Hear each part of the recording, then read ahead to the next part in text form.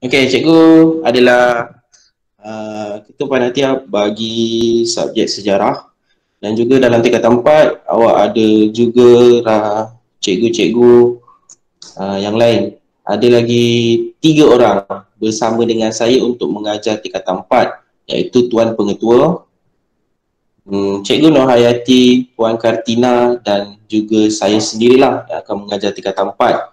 Okey. Baik. Untuk subjek sejarah juga adalah salah satu subjek wajib lulus, mesti kena lulus, sama juga dengan bahasa Melayu.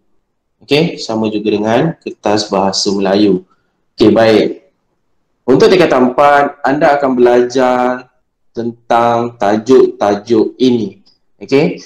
Tajuk-tajuk ini awak akan belajar secara kronologi daripada negara kita awal dahulu zaman Kesultanan Melayu Melaka sehinggalah negara kita mencapai kemerdekaan. Okey, itu untuk subjek tingkatan 4. Kita cuma ada satu tema sahaja iaitu pembinaan negara Malaysia. Okey, dan juga kita akan ada belajar perang-perang. Okey, ada belajar perang, ada belajar macam mana kita merdeka, macam mana pihak British berikan kita kemerdekaan. Okey, kita akan belajar komunis. Okey. Baik, itu adalah subjek tingkatan tajuk untuk tingkatan 4. Okey, dan ini adalah untuk tingkatan 5. Okey, untuk tingkatan 5 kita telah merdeka, kita telah dapat kemerdekaan dan kita akan belajar tentang Malaysia dan masa hadapan. Okey, Malaysia dan masa hadapan daripada konsep kedaulatan negara sehinggalah kecemerlangan Malaysia di persada dunia. Apa yang Malaysia cemerlang. Okey, boleh Ini adalah tajuk-tajuk yang awak akan belajar dalam tingkatan 4 dan juga tingkatan 5. Okey. Baik, seterusnya. Ini adalah format peperiksaan awak. Okey, daripada tingkatan 4 sampailah awak SPM nanti formatnya adalah sama seperti ini. Okey. Untuk kertas sejarah, kita ada 2 kertas ujian bertulis. Okey, ada kertas 1 dan juga kertas 2. Okey, untuk kertas 1, okey, soalan berbentuk objektif A, B, C, D. Pilih salah satu jawapan. Okey, itu untuk kertas 1. Dan ada 40 soalan objektif. Okey, 40 soalan itu diambil daripada tajuk tingkatan 4 ada 20 soalan, tajuk tingkatan 5 ada 20 soalan. Ini kalau untuk SPM. Kalau untuk peperiksaan tingkatan 4 nanti, semua 40 soalan akan daripada tingkatan 4. Okey? Dan markah adalah untuk kertas 1 adalah 1 soalan 1 markah dan jumlah keseluruhannya adalah 40 markah dan masa untuk menjawab soalan kertas 1 hanyalah 1 jam. Okey? Baik, itu untuk kertas 1, soalan objektif. Okey, ada 40 soalan A, B, C, D. Okey? Untuk kertas 2, kita ada 2 bentuk soalan. Satu respon terhad dan juga satu lagi respon terbuka. Okey, untuk respon terhad ini dia berada di bahagian A iaitu soalan struktur. Okey, soalan struktur. Dia bagi gambar ajar, dia bagi soalan, lepas tu awak kena jawab soalan tersebut. Okey, kita ada 4 soalan untuk pada bahagian A ini. Okey, pada bahagian A ada 4 soalan dan wajib 4 soalan jawab. Okey, wajib jawab 4 soalan. Okey, sama juga 2 soalan daripada tingkatan 4 dan juga 2 soalan daripada tingkatan 5. Okey. Untuk bahagian A ni wajib jawab 4 soalan, tak boleh tinggal 1 soalan pun, wajib semua jawab.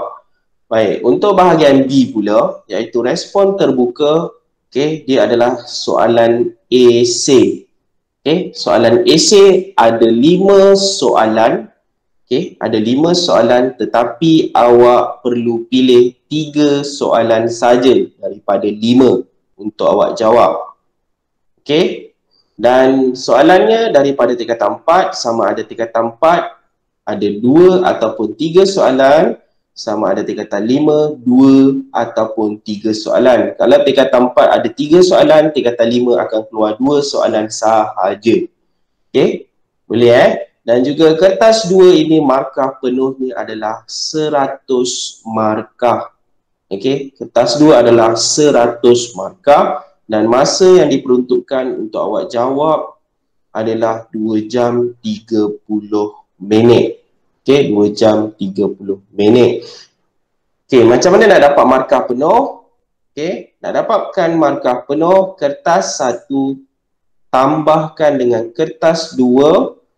Okey, lepas tu dapat jumlah tersebut, bahagikan dengan 140, darabkan dengan 100. Okey, so kalau awak skor kertas 1 sahaja, tak boleh. Kalau awak skor kertas 2, insya-Allah boleh lulus. Okey, boleh Okey, seterusnya. Selain daripada peperiksaan bertulis, okey, ada kertas 1, ada kertas 2, setiap murid juga akan dinilai. Okey, akan dinilai melalui pentaksiran bilik darjah PBD. Setiap topik yang awak belajar, guru-guru yang mengajar awak akan menilai awak sama ada awak ni faham ataupun tidak, tahap kefahaman awak di tahap mana, tahap 1, tahap 2, sampailah tahap yang ke-6. Okey, setiap murid akan dinilai dan markah tersebut akan direkodkan. Okey, PBD. Okey, pentaksiran bilik darjah. Setiap murid akan dinilai oleh guru yang mengajar. Okey, seterusnya dalam sejarah juga kita ada lagi satu ujian iaitu kajian kes. Okey, anda semua kena buat kajian kes. Okey, tak kiralah kajian tentang tokoh ke, kajian tentang institusi, sesuatu tempat bersejarah, okey, dan peristiwa yang bersejarah ke. Okey, nanti boleh bincang dengan guru-guru yang mengajar anda awak nak buat kajian kes tentang apa. Dan kajian kes ini perlu dibentangkan, okey, perlu dibentangkan di dalam kelas apa yang awak buat kajian. Okey, apa yang awak kaji dalam sejarah. Okey, boleh Okey, ini adalah langkah-langkah pelaksanaan kajian kes. Dalam kajian awak mesti kena ada penyataan masalah, kajian literature, objektif kajian, kaedah kajian, sumber rujukan, analisis data, laporan kajian. Okey, ini macam kerja khusus. Okey, sama tapi nama dia kajian kes. Okey, setiap murid juga perlu buat. Dan bahan yang awak buat itu akan disimpan oleh guru dan markah juga akan direkodkan. Okey, boleh Okey, dan last sekali, sejarah wajib lulus. Tiada kompromi, mesti wajib lulus. Okey, dan ini adalah gambar pemimpin Nazi. Nanti kita akan belajar dalam bab yang ketiga, tingkatan 4, pemimpin Nazi. Okey, itu sahaja. Terima kasih untuk sejarah. Ada